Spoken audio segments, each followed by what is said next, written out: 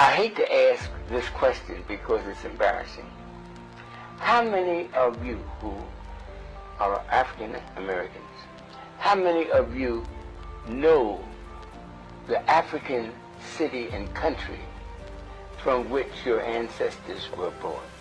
Not one hand went up. Not one hand went up. I asked this question of 500 whites. How many of you know the city and country? I was teaching at a university, a white university. It's that cycle. Every hand went up. They knew not only the country from which they came, not only the city, but the borough from which their ancestors came. Now, how come they know and none of you know? The reason is that these South Carolina and North Carolina plantation owners went to Germany to find out how they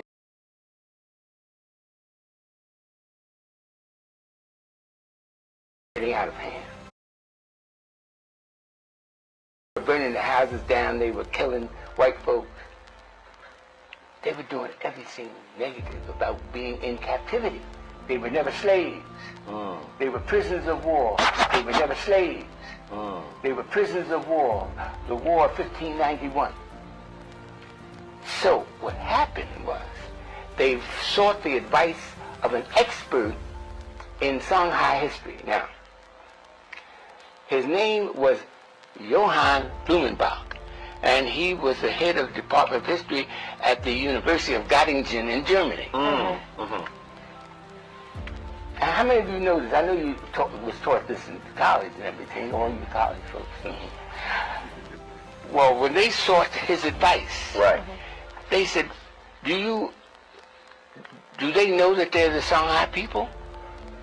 So the plantation owners said, well, of course they know that they come from the great Songhai Empire. Well, that's your problem.